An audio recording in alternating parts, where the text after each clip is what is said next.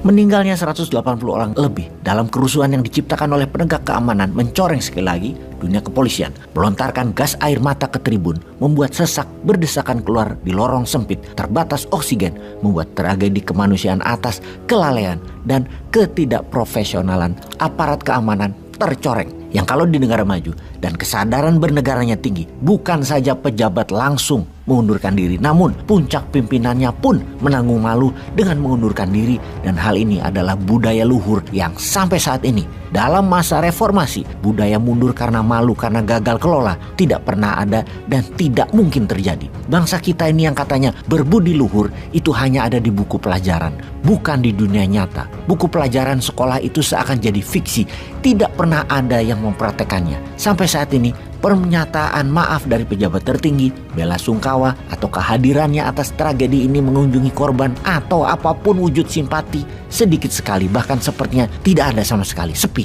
Gak penting itu nyawa 180 orang yang hilang itu, gak penting. Begitu kali di hati mereka ya. Gini kok masih mau jabat terus dan begini kok masih banyak yang menganggap benar bernegaranya. Ampun dah, gak tahu lagi bagaimana mengingatkannya. Ingat umur ada batasnya wahai pejabat.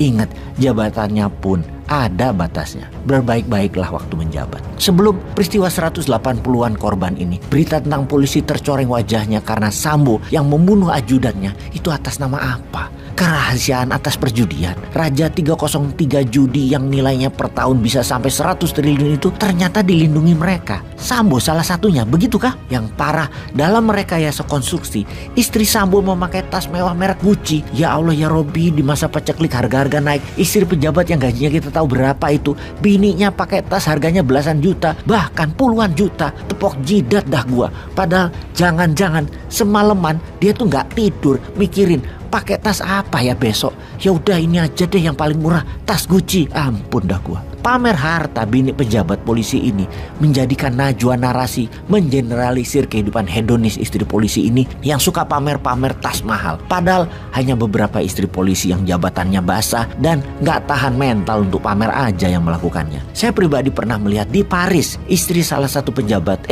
oknum deh, bawa fotografer pribadi kemana-mana, difoto dan dinaikkan ke sosmed mereka. Gila, di Paris belanja bawa fotografer, gaji laki lu pejabat ya ketaker income-nya, tapi sudahlah, lupa gua. Mungkin dapat dari warisan orang tua mereka yang tajir melintir. Lupa.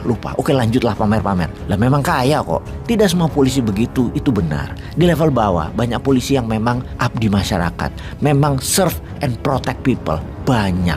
Hanya yang jabatannya basah, yang gak kuat mental aja kok yang pamer. Dikit kok mereka itu, gak usah digeneralisir. Wis, setuju ya? Memang sih di negara yang sistemnya lemah dan kepala negara tertingginya lemah manajemennya, memang terjadi masalah korupsi dan banyak. Penyalahgunaan bawahannya itu banyak. Mengambil anggaran dan tidak menghukum para koruptor itu banyak. Bahkan para koruptor bisa lagi menjabat dan menjadi anggota parlemen tanpa surat kelakuan baik, tanpa SKCK seperti yang terjadi saat ini. Tapi itu di Wakanda, bukan di Indonesia. Indonesia itu gak ada korupsi, gak ada pejabat yang main anggaran, pejabatnya gak ada yang mempermudah asing dengan memberikan izin asing keruk tanah air Indonesia. Gak ada anak pejabat yang jadi pejabat, tidak ada nepotisme dengan memanipulasi sistem politik, tidak ada yang memframing lawan politik sebagai kadrun, beda pendapat dianggap melawan pemerintah. Itu di Wakanda. Di Indonesia aman, damai, sentosa, bebas korupsi dan adil. Ini kita sekarang cerita Wakanda sebentar loh ya. Oke, mau ya? Begini kita ceritanya. Katanya hasil nikel selama 4 tahun terakhir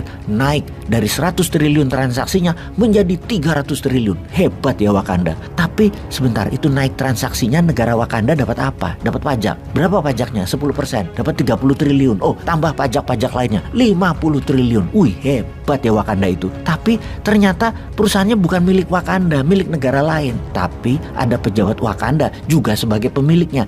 Jangan-jangan itu pejabat dapatnya lebih besar dari pajak yang didapat negara Wakanda tersebut dari nikel. Itu asumsi kita loh sebagai negara tetangga loh ya, asumsi. Lalu pejabat tertingginya mengumumkan cerita sukses tersebut di Wakanda. Sementara beda kalau di Indonesia. Nikel di daerah yang sama punya Indonesia itu prosesnya begini. Tanur atau pembakar atau furnace dalam proses smelter kan bentuknya vertical kiln. Dari bentuknya kita semua tahu apa gunanya smelter itu. Begini kalau pejabat Indonesia yang membedakan dengan pejabat di Wakanda. Proses tambang adalah mengambil dan memilih ore atau earth yang banyak mengandung nikel diproses di smelter tadi. Maka maka output produknya adalah terpisahnya metal dan non-metal.